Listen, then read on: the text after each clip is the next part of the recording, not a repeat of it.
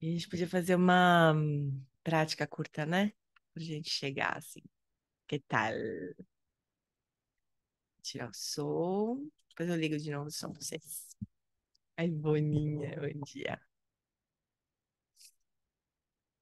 Ai, que alegria.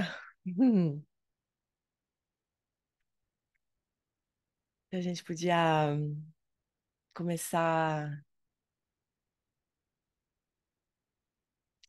trazendo pro coração essa alegria, né? De a gente poder se encontrar,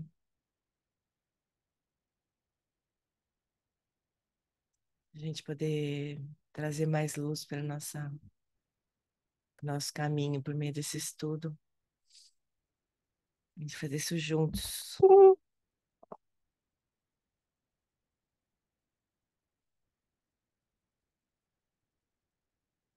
Então, traz a consciência para o corpo,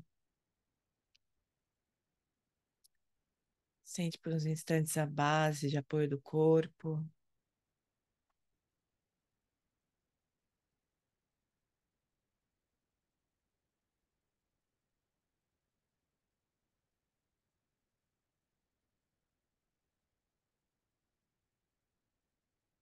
E vai encontrando que o Eric Pemaconzan chama de assento interno,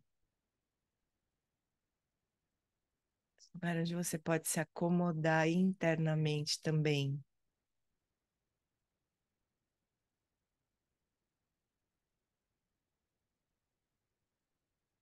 O corpo se acomoda externamente, numa postura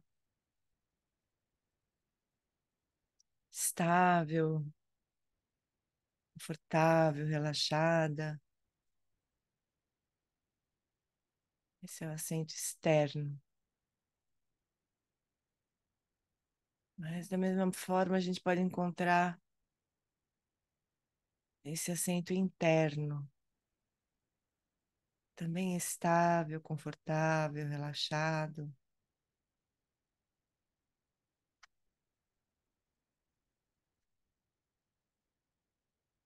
internamente.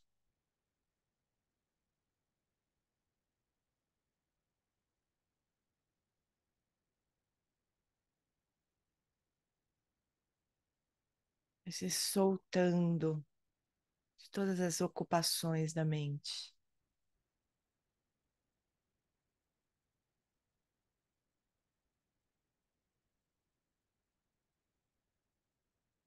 E se deixando repousar no momento presente.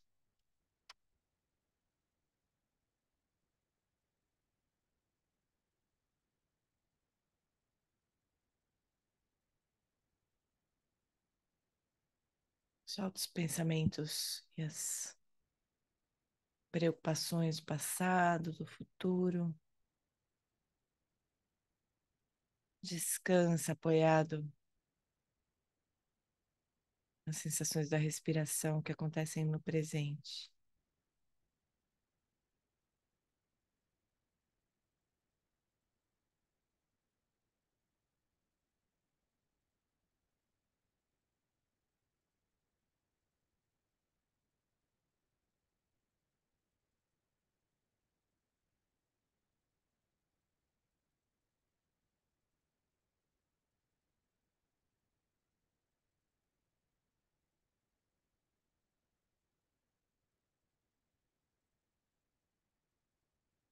E deixa cada expiração ser mais um convite para a gente se soltar completamente, cada vez mais.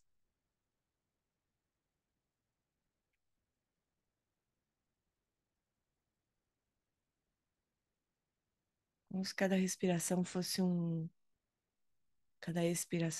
alívio. Como quando a gente termina uma tarefa muito complicada, e a gente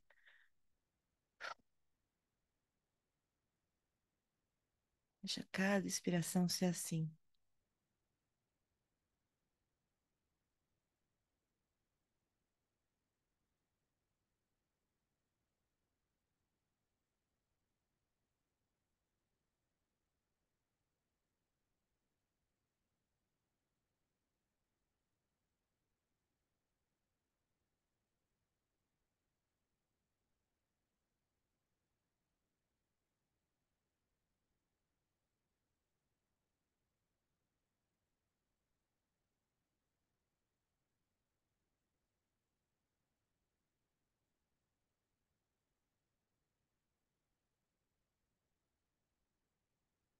E aos poucos vai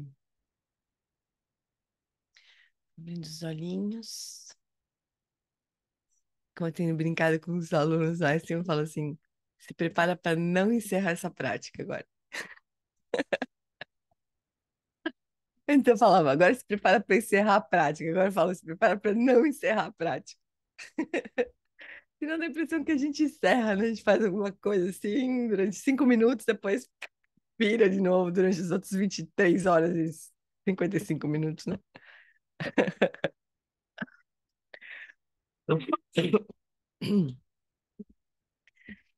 Então, amorzinhos, vamos dar sequência no nosso estudo?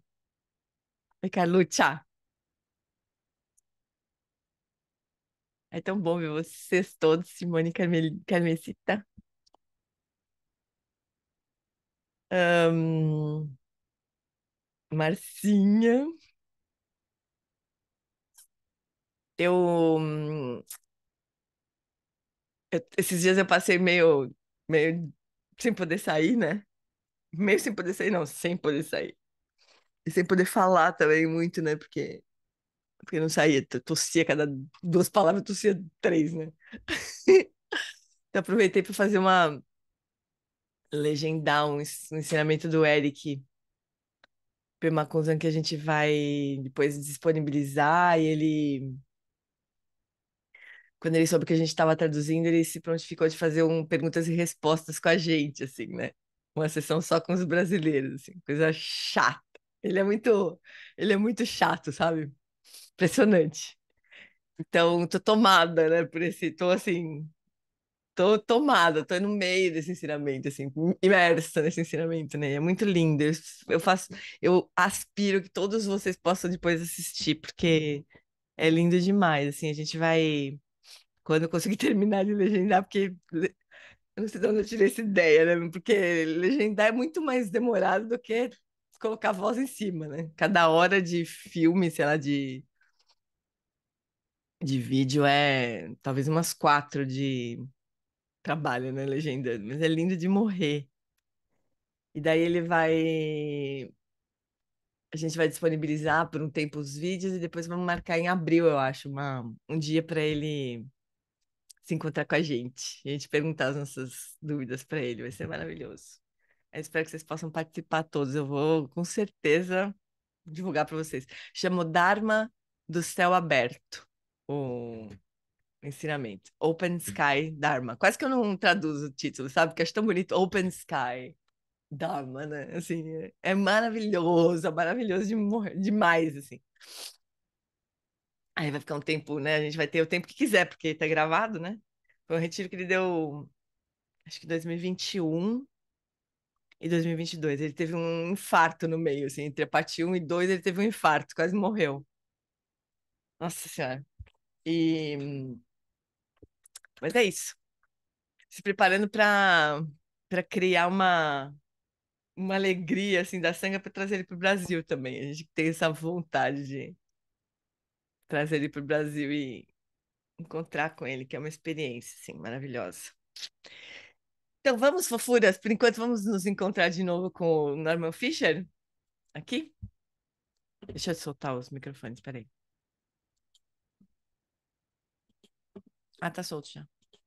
Se vocês quiserem só abrir e falar, tá bom?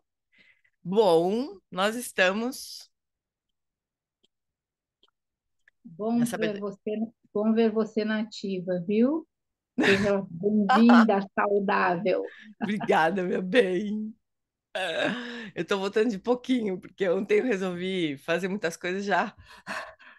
Cansei um pouco, assim, então tô devagar, né? Essa doença, filha da mãe, né? É muito filha da mãe. Impressionante. Fico só pensando, assim, a gente escapou, né? Assim, de um negócio muito, muito trash mesmo. Bom, então tá, vamos ter que aprender a conviver com esse bicho, né? Porque a gente não vai se livrar, né?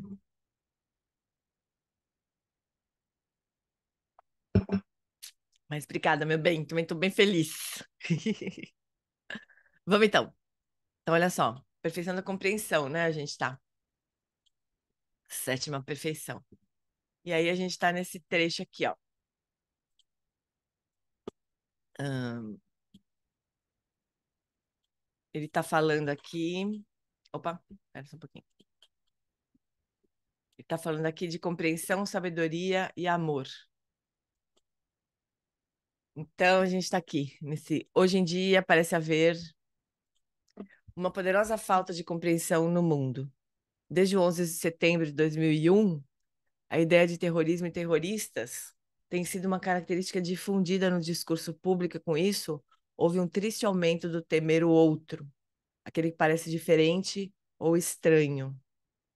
Sempre houve violência no mundo. Sempre houve mal-entendidos entre as pessoas e grupos de pessoas. Provavelmente sempre haverá. Mas nessas últimas décadas, o mal-entendido e o medo parecem mais fortes e mais tóxicos. Depois do 11 de setembro, tentei o meu melhor para espalhar a mensagem de que eventos drasticamente violentos exigem três respostas. Primeiro, luto. Dedicar um tempo para enfrentar e endereçar a dor que essas perdas sempre causam. Segundo, a prevenção. Descobrir quem realizou os atos horrendos e como para que possam ser evitados no futuro. Não, desculpa.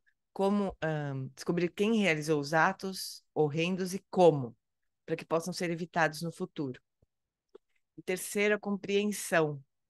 Investigar e compreender profundamente como as pessoas fazem coisas tão brutais.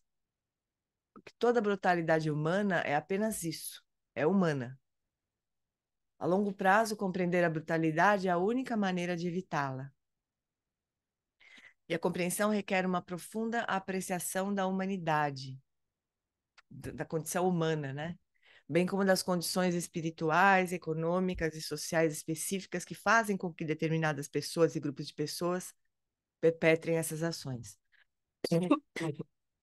Fiquei gravemente decepcionada em 2001, quando apenas os dois primeiros desses três pontos-chave foram praticados. Como não fizemos quase nenhum esforço para compreender, aumentamos a violência, sem fim à vista. A perfeição da compreensão é uma prática crucial se quisermos ter um mundo humano.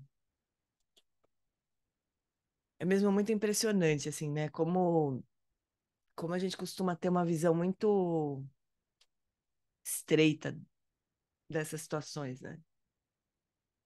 Como se a gente não imaginasse que se é, se todo mundo, né, fosse feliz verdadeiramente, é um pouco que a gente estava conversando, né, no começo da Aninha, como se se a gente não fosse feliz verdadeiramente, quer dizer, se a gente fosse feliz verdadeiramente, as pessoas não precisariam fazer coisas assim, ou não teriam, isso não teria espaço, né, não, não floresceria, assim, essa negatividade muito orquestrada, assim, né, ou muito o que serviço de motivação muito consistente assim para as coisas, né? Eu acredito nisso, sabe? Acho que é o princípio da cultura de paz, né? A cultura de paz, ela é isso, né? Um ambiente onde as ações negativas elas não estão facilitadas, assim, né? Onde as ações positivas estão facilitadas.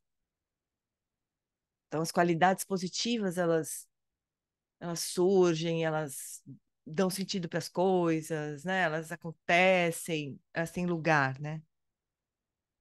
Mas parece que a gente não, parece que a gente tem uma visão rasa, muito rasa das coisas, né? Como se em algum momento da história, né, a gente visse que a gente pudesse validar essa ideia de que violência se combate com violência. É uma coisa mais estúpida, que menos deu certo na vida, né? No mundo. Na verdade, alguém já conhece uma história assim? Aconteceu uma coisa violenta, aí alguém foi lá, fez uma coisa mais violenta e acabou o assunto. Nunca mais aconteceu nada. Nunca isso aconteceu, né? Mas parece que como é o nosso impulso, né, de se defender, e de dar o troco e tudo mais, parece que isso vai funcionar, mas nunca funcionou. Então, acho que é uma falta de imaginação mesmo. O Pico Iyer, que é eu não sei nem se fala assim o nome dele, mas é um cara muito interessante, assim. Ele falando que o ódio é falta de imaginação. Porque o ódio é a reação natural, né? É uma natural, assim, na nossa mente confusa, obviamente, né? Mas é falta de imaginação, quer dizer, quando você não sabe o que fazer, você vai lá e bate de novo, bate de volta, né? Mais ou menos isso, né? Então, no 11 de setembro foi muito claro isso, né? Quem viajou naquele tempo e acho que realmente o mundo não foi igual depois daquilo, né? E parece que o ódio, assim, parece que eles ganharam, né? Subiram, foram promovidos, assim, né? Tipo, subiram um grau a mais, assim, tá todo mundo, tá todo bem, assim, né? Sentir ódio de quem é diferente. Isso é uma tragédia para a humanidade, né? O Geshe Pende, ele fala uma coisa tão bonitinha, né? Ele fala que a gente, para qualquer das qualidades que a gente quer desenvolver, né? Que é um caminho diferente do que o Alan Wallace ensina, por exemplo, do que outras escolas budistas ensinam, né? Que sobre as quatro qualidades do coração, as quatro qualidades incomensuráveis.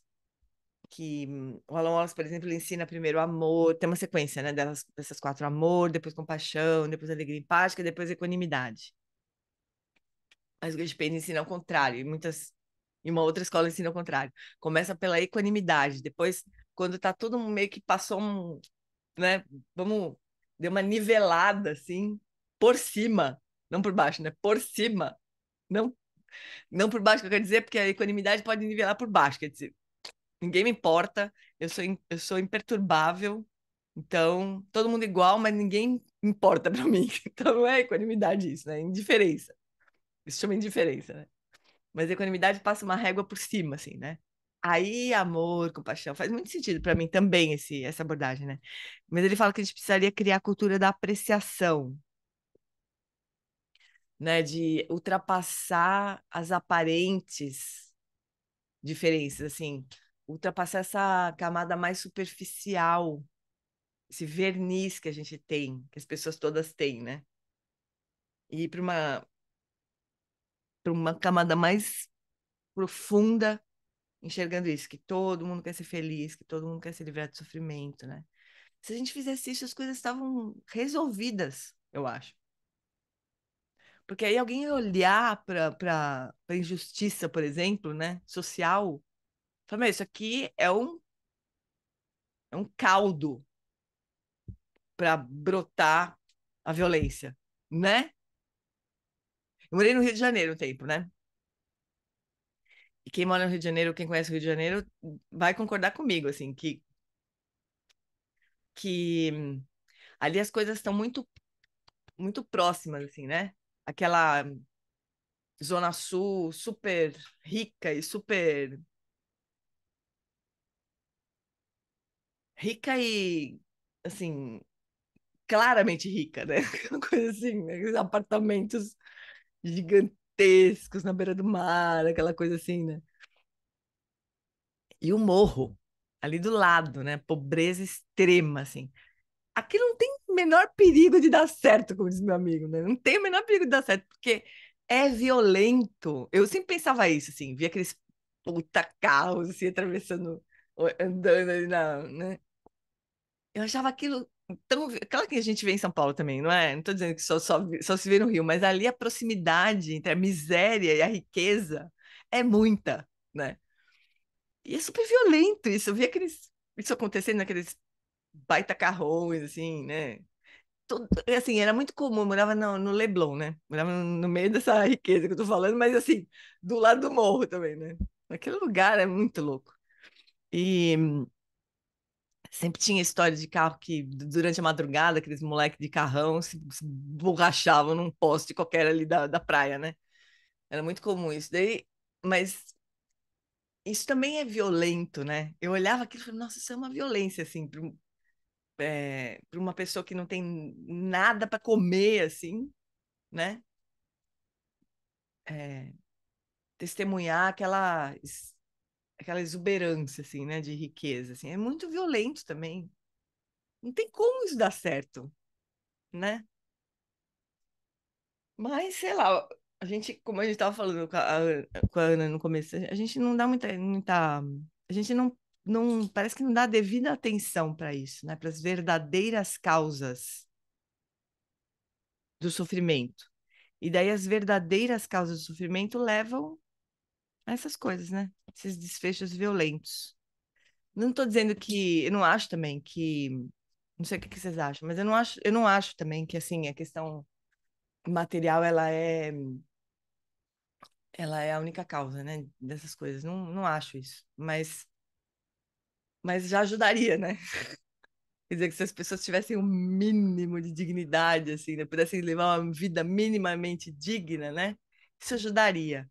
Porque aí a gente poderia conversar com as pessoas sobre coisas mais profundas, né? Sobre bem-estar, espiritual, né? Acho que a gente teria um pouco mais de, né, sossego para a gente aqui, a gente tem uma condição absolutamente privilegiada, né? A gente poder se dar o luxo, né, de 9 horas da manhã nas quartas-feiras. Por mais que a gente fale, não, mas eu trabalho até não sei que horas, sei lá, a gente tem muitas outras coisas que a gente faz, não é isso que eu quero dizer, mas é um privilégio, né? A gente não precisa estar, sei lá, vendendo quentinha para conseguir dar almoço para os filhos, né? Por exemplo. Então, isso não tem como negar que isso é um obstáculo imenso para as pessoas poderem cultivar algo mais espiritual, assim, né? Sei lá. Mas, enfim. Mas enquanto essas causas não forem abordadas mesmo, né? Tem como. E realmente, o que o Norman Fischer tá falando, eu senti também na época, sabe? Na época eu estava fazendo um curso que eu até esqueço, porque faz tanto tempo, 2011, imagina. Faz muito tempo, né? Mas eu estava fazendo um curso que chama Core Energetics. Era uma bioenergética, de 4 anos de curso. Eu nunca, como é que eu posso? E era uma raça, eu esqueço disso completamente, porque faz muito tempo, né? E eu não dei sequência. Então foram 4 anos de ralação de estudo que ficou ali em algum lugar. Mas a gente tinha encontros a cada 3 meses, eu acho, com uma pessoa, com o professor de fora. E eu lembro que logo em seguida do 11 de setembro veio um grupo de americanos para cá. E, e aí acho que alguém do grupo levantou essa questão, né? Falou assim, vocês deviam pensar no que causou tudo isso, esse ódio todo, né? Que ódio é esse todo? Que virou 2 aviões jogados num prédio no meio da cidade de Nova York, né? Que ódio que é esse? Meu Deus, a mulher. Eles não deram conta, assim, sabe, disso. Assim, eles estavam. Claro que acho que foi um pouco prematuro, assim, eles estavam num período de refratário, assim, né? Da tristeza, da raiva, também de tudo que aconteceu, né? E e aquele ódio todo, né? Eles não conseguiam olhar para isso, né? O que a gente está fazendo errado? Eles não conseguiam olhar para isso, naquele momento, pelo menos. Mas eu não acho que também, muitas vezes, eles fizeram isso depois, sabe? Né? O que eles queriam fazer era fechar mais ainda o cerco, assim, tipo, não, agora, nossa, para chegar para entrar nos Estados Unidos, você tem que. Faltava você ter que fazer sei lá, uma tomografia de corpo inteiro para poder passar naquela alfândega, né? Era um negócio maluco, assim. Eles ficaram mais malucos do que eles já eram, né? Como se fosse possível é, evitar completamente, impedir, né, essas coisas de acontecerem desse jeito, né? Mas a gente tá usando o exemplo do 11 de setembro, mas é uma coisa que a gente faz, né? A gente faz. As nossas casas aqui cada vez mais, né, cercadas, assim, como se isso fosse resolver alguma coisa, né? A Ana falou, mais triste é que essa diferença acontece desde sempre. É, desde sempre. Falo para os meus filhos, talvez eles Muito não tenham triste tudo isso, que né? querem, mas precisamos saber que temos tudo que precisamos, exatamente. Essa diferença entre o que a gente quer e o que a gente precisa, né? A gente precisava ter clareza disso, né? Sim. Oi, Beatriz, fala, querida. Abre seu microfone. Eu moro no Rio, né? Hum, Moro na Gávea, perto do hum, Leblon. Então, acho que é um trabalho diário da gente não naturalizar essa diferença, né? é, é, Lógico que convive com exatamente como você falou, a diferença entre equanimidade e indiferença, né? É, Então, existe ali uma indiferença e uma naturalização, é. né? Então, é um trabalho diário da gente chegar e falar assim, não, isso não pode estar certo, né? Quando a gente vê esse absurdo, né? A É um gente fala assim, não, absurdo, né? isso não pode estar certo, gente, isso não pode ser assim, né? E aí, no sábado, eu estava andando na praia, e aí tinha um homem bem maltrapilho, assim, no banco, meio que dormindo, né? E aí passa um senhor, assim, até se vê que ele é bem arrumado e tal, ele vai e bota uma nota no bolso do mendigo dormindo. Eu falei assim, caramba, eu fiquei tão encantada com esse homem, quase fui atrás dele, sabe? Você é brasileiro, onde você mora, você está de férias aqui no Rio, você é carioca mesmo, né? Porque o homem estava dormindo. Você vê que o homem passou a noite ali dormindo, com a Pedindo roupa nada, né? toda rasgada, mendigo. Eu não reparei, mas aí o cara chegou, até um cara bem assim, chegou, pegou uma nota e botou no bolso. Na hora que ele botou a nota no bolso, aí o mendigo acordou. Aí ele só bateu no ombro para você. E caminhou, não falou nada. Não fez nada. Falou assim: não, pode ficar para você. Mendigo assim, meio atordoado. Tá? Eu falei assim: caramba. Aí eu, lógico, não, acabei não indo atrás do homem, quase fui. Ele estava bem na minha frente. Falei assim: ah, não, deixa. Que bom que às vezes tem algumas pessoas que mostram assim, isso não é normal. É, Isso não é uma coisa que a gente tem que achar normal uma pessoa dormir à noite na rua, né? E tudo mais. Não é só para. é muito dolorido isso, né? Talvez por isso também a gente não olha, né? Porque a gente pode pensar assim, ah, eu não consigo resolver isso, não tenho, eu individualmente não tenho o que fazer, então a gente acaba preferindo não olhar, né? Só que não dá, né? Não adianta, não resolve, né? A coisa não deixa de existir só porque a gente não olha, né? Então, mas é isso. Ahn, mas acho que a gente precisa dar espaço para esse olhar, assim, né, Bi? Para que pelo menos, sei lá, pra que pelo menos a gente possa fazer escolhas melhores, né, também de políticas e tudo mais, sem querer entrar muito no assunto, né? Mas acho que a gente precisa manter isso, né, de alguma forma, no nosso coração mais vivo, né? Vamos ver, então. Eu lembro que também teve uma época que eu acompanhava. Aliás, ele vai estar agora na Turma do Lugar. Eles trouxeram, né? Ai, Raiz. Tô meio esquecida. Bom, peraí, já vou lembrar o nome dele. Fala um carequinha, ahn, que saiu candidato a deputado esse ano. Carol, me ajuda. Leia minha Vladimir mente. O Safat. Safatli. Ó, Vladimir. Safatli. Ó, tá vendo? É isso, essas meninas vão leem meu cérebro. Vladimir Safadlo, exatamente. Obrigada, menininhas. Ele falava sobre Vladimir Safadlo, exatamente. Ele falava sobre qual é o afeto que está circulante. Eu achei esse termo tão bom de a gente pensar assim, qual é o afeto circulante, né?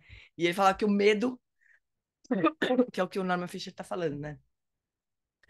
O medo, quando ele circula, né? Quando ele é esse afeto circulante, ele causa muito estrago, né? A gente faz muitas coisas quando a gente deixa, quando a gente não se dá conta de que o que está permeando as relações, nem as relações, às vezes a nossa visão de mundo, assim, né? É o medo. Se a gente sente medo e se a gente deixa o medo ser esse afeto circulante, ai, é muito legal esse termo, é, a gente vai se proteger, né? A gente vai olhar para o outro como se ele fosse uma ameaça, para qualquer outro, né?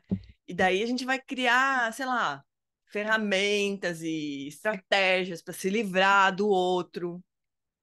É uma desgraça isso.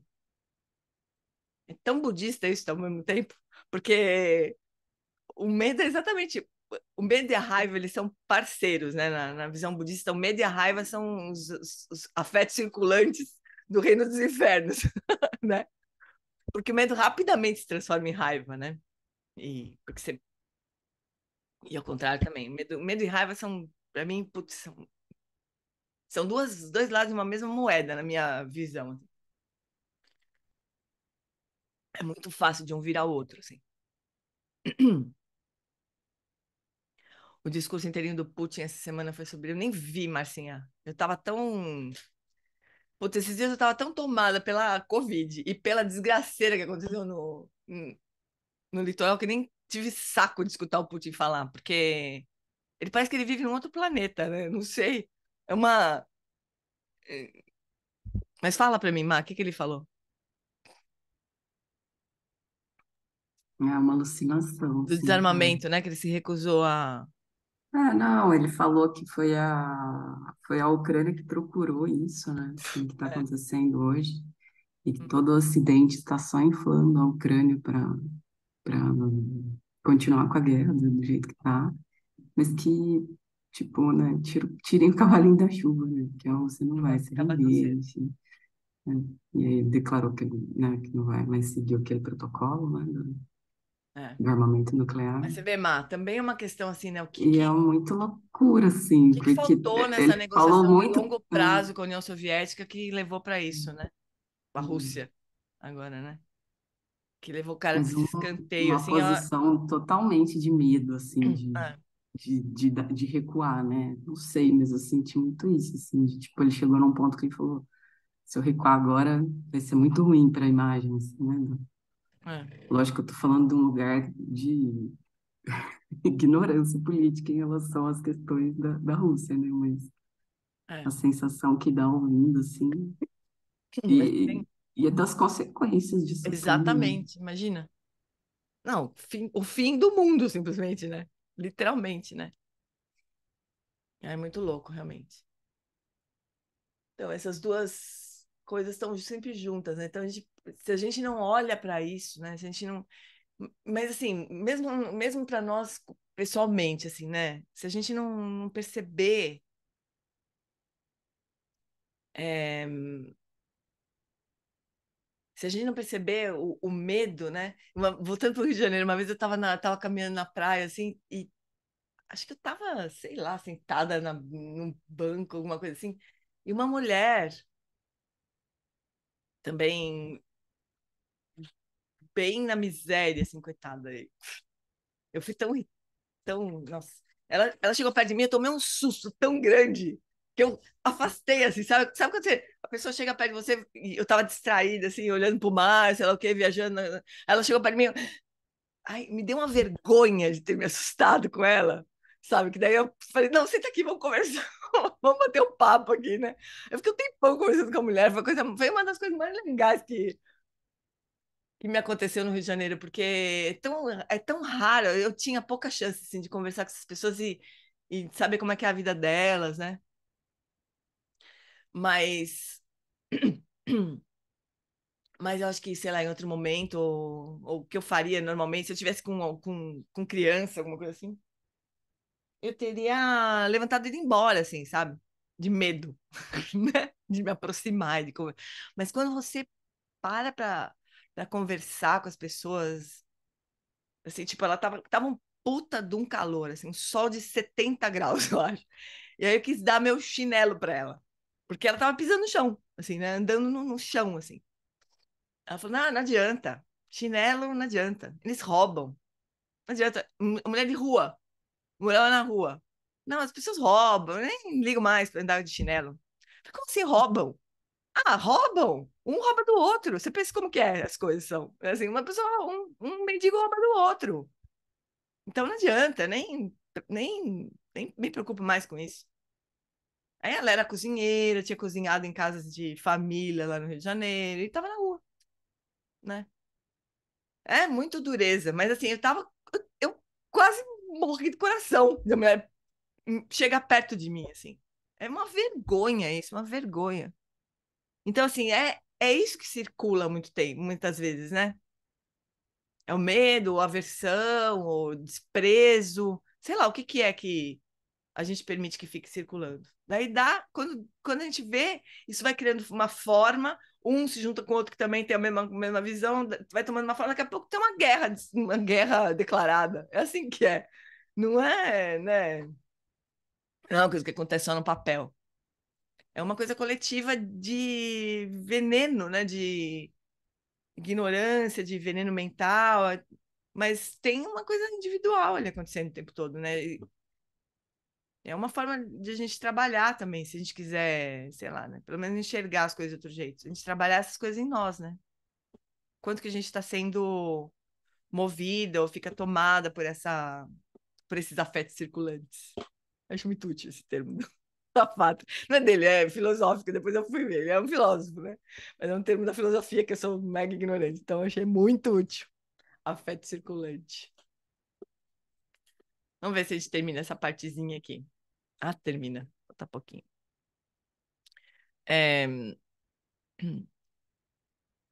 Então, a longo prazo, compreender a brutalidade é a única maneira de evitá-la, né? Da onde que brotou essa raiva toda, né? Esse ódio todo. A compreensão requer uma profunda apreciação da humanidade, da condição humana.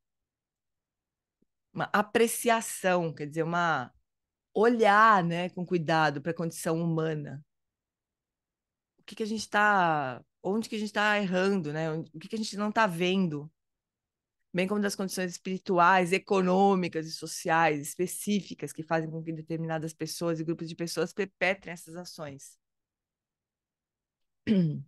Fiquei gravemente decepcionado em 2001, quando apenas os 2 primeiros desses pontos-chave foram praticados. Como não fizemos quase nenhum esforço para compreender, aumentamos a violência, sem fim à vista, isso mesmo. Então, a perfeição da compreensão é uma prática crucial se quisermos ter um mundo humano. Pelo menos a gente possa ter um olhar mais amplo, um pouquinho, né? Um pouquinho mais amplo, assim, enxergar a condição dos outros todos, né? Bueno. Vamos seguir para vacuidades? Estão prontos para olhar para vacuidade? Essa palavra assustadora. Então, o Sutra do Coração, da Prajna Paramita, né, da perfeição da sabedoria ou da compreensão, como toda a literatura da perfeição da compreensão, ensina a vacuidade de todos os fenômenos. A compreensão no budismo Mahayana, no caminho do Bodhisattva, significa especificamente a compreensão da natureza vazia de todos os fenômenos. Primeiramente, para quem não está acostumado com esses nomes, né? Mahayana é um,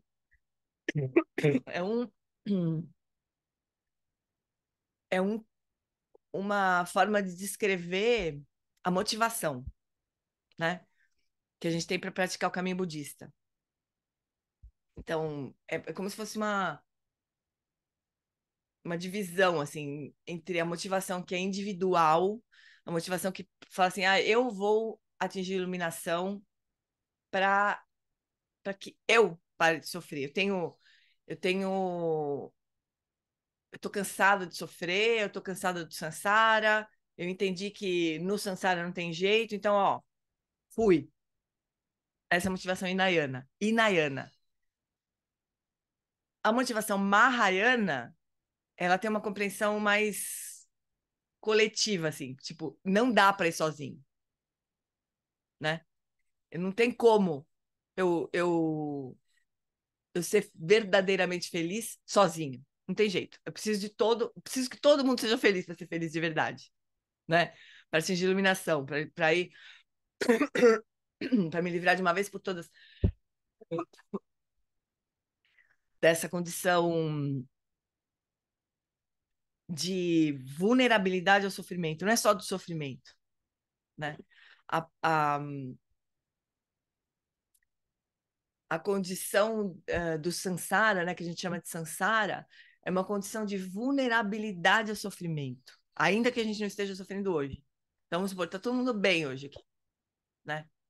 Mas a qualquer momento alguma coisa pode acontecer que vai me causar sofrimento, né? Então, ninguém no samsara está imune ao sofrimento. Essa é a condição mais assim, é isso que significa o samsara, né? A gente a qualquer momento a coisa pode virar e vira sempre. E a gente está suscetível ao sofrimento. E o nirvana é a ausência de sofrimento, né? Então, na visão Mahayana, tem uma diferença entre alcançar o nirvana, que é simplesmente estar numa condição em que eu não sou mais atingida pelo sofrimento. Então, eu estou num estado de paz eterna. Até que, não, né? Até que um Buda, como diz o Alan Wallace, ele fala, um Buda vai lá e flecha o coração desse praticante que atingiu o Nirvana, que é o Arhat, né? Flecha o coração do Arhat e fala assim, meu filho, tá cheio de gente sofrendo, nós estamos precisando de ajuda, vem, né? Aí esse Arhat entra no caminho do Bodhisattva, que é esse Bodhisattva que vai, então fala, putz, não dá mesmo, vou ficar lá sozinho, feliz, então vamos lá, vamos ajudar todo mundo aí também. Então vai todo mundo junto, né? Essa visão Mahayana. A Mahayana é o grande veículo, Maha é grande, né? Yana é caminho, então grande caminho. O Hinayana é o caminho estreito. Então, mas isso não é Hinayana e Mahayana, não diz respeito ao que a gente faz propriamente.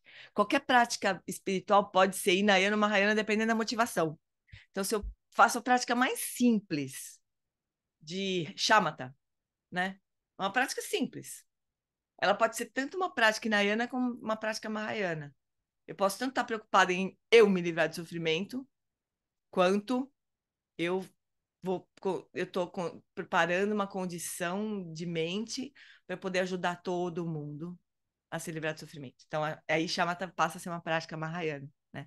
Então, é mais uma motivação do que uma prática em si, propriamente, né? Qualquer prática pode ser Hinayana ou Mahayana. Aí, então, no Mahayana, né?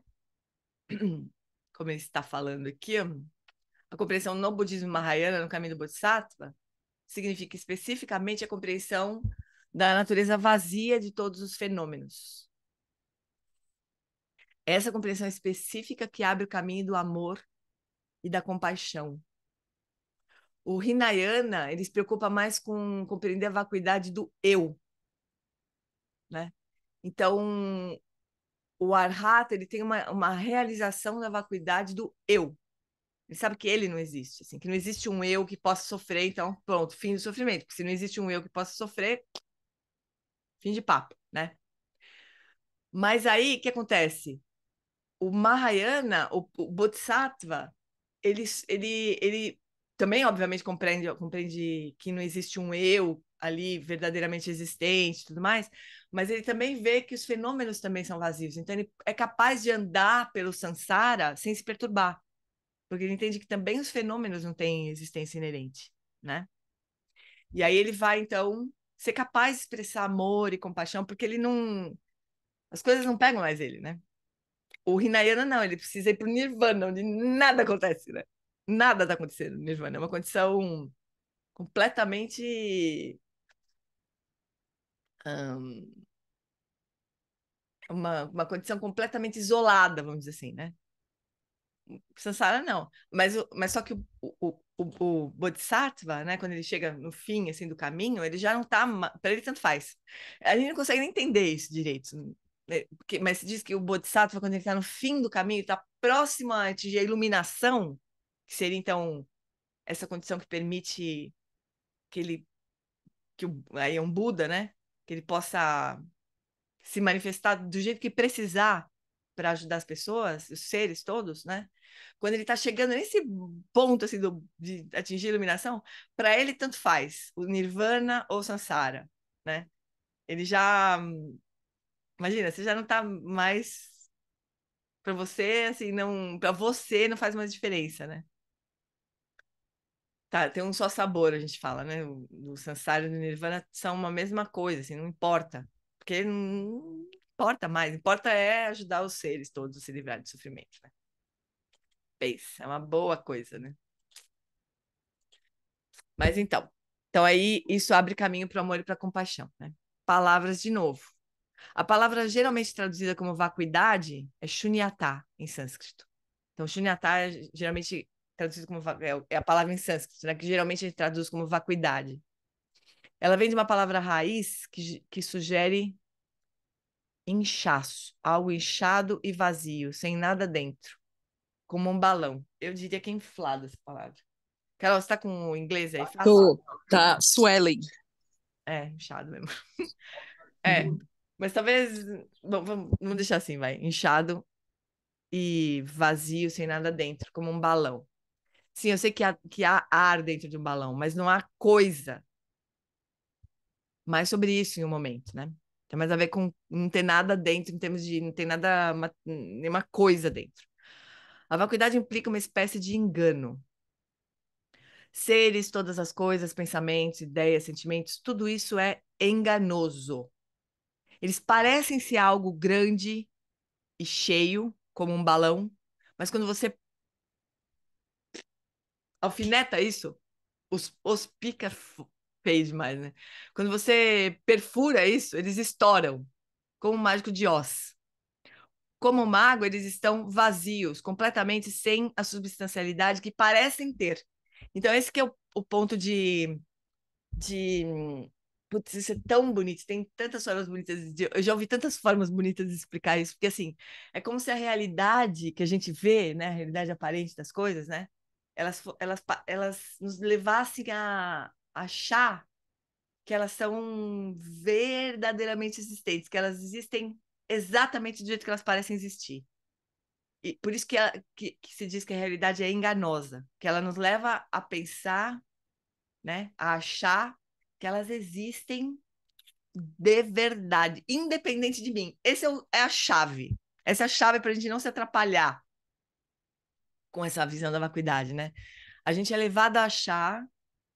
Eu vou de novo usar exemplo da minha xicrinha aqui. Eu vou ter que trocar essa xicrinha, porque eu ganhei uma xicrinha de uma aluna. Uma xícara valhava melhor da Lili, Nana. Eu preciso trocar a xicrinha para poder usar a xícara dela agora. Mas essa xícara minha que eu ganhei do Ivan, né? Desculpa, você precisa pelo menos um dia cada uma, pelo menos. Pelo menos. Eu vou deixar as duas aqui, né? É. Vou deixar as duas por aqui, cada vez eu pego uma aqui. Essa xicrinha que eu ganhei do Ivan, né? Ela é. Para mim, ela é a xícara que eu ganhei do Ivan, que é meu amigo querido, né? É, então ela é até cor-de-rosa, ela parece que ela faz plim, plim, plim, né? Parece que ela brilha para mim, assim, né? Mas por que que essa xícara para mim é tão especial, né? E por que que para vocês que nunca ouviram falar, nem sabem quem é o Ivan, tanto faz? Se essa xícara quebrar, ai, puxa, Gê, que pena, você gostava tanto dessa xícara, mas nem sei quem é o Ivan, né? Sei lá, xícara é xícara, qualquer xícara serve para tomar café, né? Tanto faz. Mas para mim não, né? Então, a gente. Isso aqui é óbvio, porque é óbvio que eu sei que é fácil a gente entender assim, né? Mas, mas toda a realidade é desse jeito, assim. Essa xícara parece ser uma coisa muito especial, né? Mas, por exemplo, sei lá, daqui a pouco alguém pode chegar aqui e falar assim, nossa, a Carla, por exemplo, a Carla Vidal, que é artista. Ela pode chegar e falar assim, nossa, essa xícara daria um bom vaso de ikebana. Daqui a pouco ela transforma essa xícara num vaso de ikebana. Ela bota um treco lá embaixo, aquelas espumas lá embaixo, eu fiz um vaso de ikebana. Ou então não, sei lá, uma criança chega aqui e fala, isso aqui é bom sei lá, fazer o quê? Quebrar, por exemplo. Fazer uma colagem, né? Vamos quebrar em 1 milhão de pedaços. Vamos brincar de ver quem quebra mais rápido essa xícara. Pode virar uma outra coisa, né? Então, óbvio que não é uma xícara que o Ivan me deu, intrinsecamente, né? É para mim uma xícara que o Ivan me deu, né? Para um mosquito, isso aqui pode ser a morte para ele. Se ele cair dentro desse cafezinho que sobrou aqui no fundo, é a morte para ele. Né? O lugar dele vai morrer, a vida dele vai acabar. Quer dizer, as coisas, nada, nenhuma das coisas que a gente olhar é intrinsecamente existente. Elas dependem de muitas coisas. A gente vai encerrar daqui a pouquinho, porque a gente pode passar o resto da vida falando sobre isso. Então, tem muitas formas de a gente olhar para a vacuidade das coisas. Uma delas é essa, assim, o sentido que a gente dá para as coisas e o que elas parecem ser. Primeiro, a gente dá um sentido para as coisas, né? Depois a gente esquece que a gente fez isso. E aí a gente acha que o sentido que a gente deu é da coisa. A coisa é assim. Sempre foi, qualquer pessoa que olhar vai ver que é assim. Qualquer um. Eu posso chegar à ignorância e pensar, qualquer um que chegar aqui vai saber que essa xícara foi o Ivan que me deu e, portanto, vai cuidar dela, né? A gente esquece que a gente é que colocou aquele sentido. Mas isso é muito grosseiro, né? A gente faz isso com tudo, com o nosso corpo, com tudo. A gente faz isso com todas as coisas. Essa é uma forma de olhar para a vacuidade, né? Mas existem outras formas, assim. É ótimo, ótimo praticar nas relações amorosas. É, relação amorosa, então, pobre coitado do namorado. E tem um dia que ele recebe esse título, né, de namorado. Aí, a partir desse momento, isso se transforma numa outra coisa, né? Ele tem um job description, coisas que ele deve fazer, coisas que ele não deve fazer, né? O pobre coitado do namorado, né? De repente, ele foi promovido a namorado, pronto, aí acabou a vida dele de amigo. O amigo morreu, virou namorado agora. E aí, como ele é namorado, ele precisa fazer muitas coisas diferentes. Todo mundo que. Daí eu acho que todas as mulheres do mundo acham essa pessoa super interessante, daí eu tenho ciúme de todo mundo, enfim. E daí daqui a pouco aquele namorado deixa de ser namorado. É muito mágico isso, né? O Lama San tem que ter uma habilidade para falar de relações desse jeito. É muito engraçado, né? Tem uma hora que aquela pessoa fica lustrosa. Ele fala, a pessoa fica lustrosa, assim, né? Vira um namorado. Aí daqui a pouco ela vai pro brechó, porque rola um brechó de namorado, assim, e vai trocando de namorado. Aí o Lama fala assim, joga fora como se fosse uma latinha, mas aí antes que a latinha cair no chão, vem alguém lá e já pega a latinha. Já coloca no lugar especial, pronto, virou namorado de outro, né? E é muito louco como isso acontece. A coisa dos namorados é mais engraçada, porque filhos, essas coisas nascem, né? A gente tem a impressão que é uma coisa mais de verdade, mas namorado é uma coisa muito doida, né? Como é que eles passam a ser namorado e deixam de ser namorado? A mesma pessoa, né? A mesma criatura passa a ser namorado, marido, essas coisas, né? Que a gente, sei lá, da onde que a gente tira de colocar as pessoas nesses lugares, né? É muito engraçado. Mas de vacuidade, de impermanência, de tudo isso, né? Porque a pessoa é namorada, daqui a pouco, por alguma razão, deixa de ser. E às vezes volta a ser, que é mais maluco ainda, né? Mas não é que a pessoa parece que muda, parece que não é a mesma pessoa, né? Tem alguma coisa um brilho, assim, uma coisa, assim, que. Eu lembro exatamente do momento que meu amigo, que era meu colega de turma da faculdade, passou a ser meu namorado. Eu lembro exatamente dessa transição dele. Muito engraçado. Depois passou a ser marido, depois ex-marido, voltou a ser amigo. Acaba que volta para o mesmo lugar. Às vezes não volta para o mesmo lugar, né? Às vezes vira inimigo, sei lá. Mas no caso dele, voltou a ser amigo. É muito louco isso, né? Esse é exemplo claro, muito fácil de a gente observar. É, a vacuidade, né, do namorado, do marido, da marida, todas as formas de amor aí. Muito louco. Deixa eu só marcar aqui onde a gente está. Daí semana que vem a gente continua, porque esse tema é maravilhoso, né? Mas a gente, quer ver? Eu vou dar uma sugestão de prática para até semana que vem. Uma prática que o Eric deu pra gente. O Eric é muito engraçado. Não, primeira prática, vou falar a prática que ele deu. Olhem para tudo, para todas as coisas. E procure alguma coisa do seu dia a dia, assim, que dure. Tá? Isso aqui não acaba, não vai acabar nunca. Isso aqui isso aqui não vai acabar nunca, isso aqui não vai quebrar nunca. Eu vou olhar para isso e falar, isso aqui não vai quebrar nunca. Ah, isso aqui não vai quebrar nunca. Isso aqui não vai quebrar nunca. Sei lá, tudo. Olha que você. Vê se você acha alguma coisa na sua vida que não vai nunca deixar de existir, assim. Alguma coisa que foi criada. Isso é uma. Vocês pode chegar a uma conclusão que isso vai fazer sentido, assim. Alguma coisa que não foi criada ou cultivada ou tipo o nosso corpo, né? Nosso corpo não foi criado propriamente. Ninguém chegou e montou o nosso corpo, né? Mas ele nasceu, né? Foi cresceu, tarará. Então, isso também conta como criado, entre aspas. Então, procura na sua vida assim, alguma coisa que foi criada e que nunca vai acabar. Nunca vai quebrar, nunca vai deixar de existir. Procura para você ver se acha. E aí, se você achar. Aí, não, aí tô brincando. A tarefa é essa daí: encontrar alguma coisa na nossa vida, assim, que tenha sido criada e que não deixa de existir, que dure.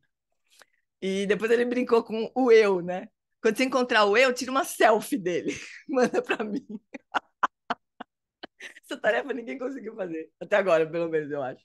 Não é só seu rosto, né? Seu rosto, a gente sabe como é que é, existe, né? Mas. Então, nossa tarefa é essa: encontrar alguma coisa que dure até semana que vem, tá bom? Aí a gente vai continuar falando de vacuidade. Eu tô pensando depois, tem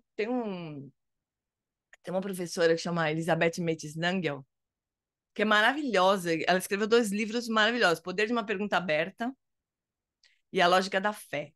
Tava pensando em estudar um desses 2 livros depois. O que vocês acham? É puxado, mas é muito lindo. Ela tem um jeito muito lindo de explicar as coisas. Pode ser que eu me enrole, a gente vai precisar de que seja um estudo em grupo mesmo, porque eu não sou aluna dela. Então não é uma pessoa que tem um professor que eu já ouvi falar de trás para frente, de frente para trás, 200 vezes, não é o caso. Então a gente vai precisar Vê qual é estudar o nome? juntos. Hã? Desculpa, qual é o nome dela? Qual é o nome dela? Elizabeth Metes Nangel, vou escrever aqui. Eu acho ela ótima. Eu tenho os 2 livros, qualquer um que você resolva estudar, para mim vai ser muito bom. Eu acho que é assim. Gosto muito dela. É, Desculpe, maravilhosa. eu estou de cama aqui. É. Amanhã eu vou fazer o teste, mas vamos ver. Eu não Obrigada, sei, Ivone. A Jéssica. gente pode até escolher quem já leu os 2, aí pode até me ajudar a escolher assim o Lógica da Fé ou eu gravei uma série de práticas de meditação de um dos livros dela, que, olha só o grau de desconexão da pessoa. Eu nem sei qual dos livros que foi, mas acho que foi Lógica da Fé. É pro Lógica da Fé. É, né? Tá no SoundCloud. No SoundCloud, né?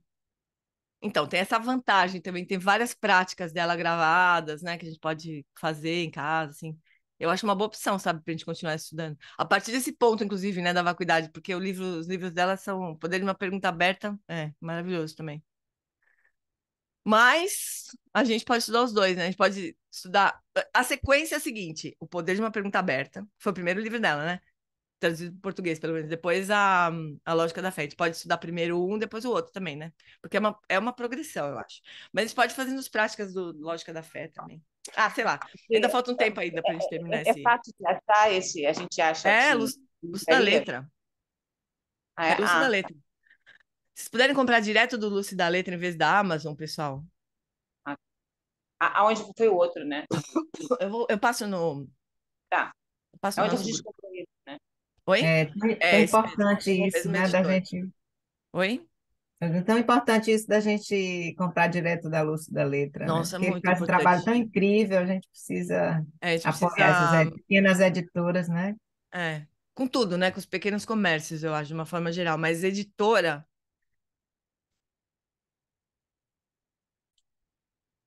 Então é isso, meus bens. Vamos encerrar, então, rapidamente. Vamos só dedicar os nossos méritos. A gente chegou no coração do que pode realmente nos libertar do sofrimento de uma vez, que é a sabedoria. A gente poderia dedicar esses nossos méritos de se dispor a estudar e compreender isso, para que o sofrimento de todos desapareça.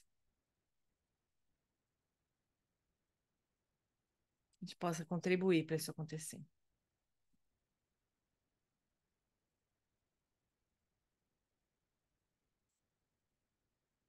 Que a gente se engane menos, pelo menos, com o que a realidade quer nos fazer enxergar. É isso, meus amores. Um beijo, boa semana para vocês. Semana que vem a gente continua, Obrigada, certo? Gê. Beijo para todos. Beijo, Obrigada. obrigada. Obrigada, Gê. Ah, Obrigada, Gê. obrigada. Obrigada, Adoramos Gê. sua volta. Eu Obrigada. também. Que bom te Beijo, ver. Que professor. bom que você voltou. Saúde, vida Obrigada, longa meus pra Saúde. gente. Isso. Boa Beijo. noite. Obrigada, Bom dia, gente. pessoal. Beijo.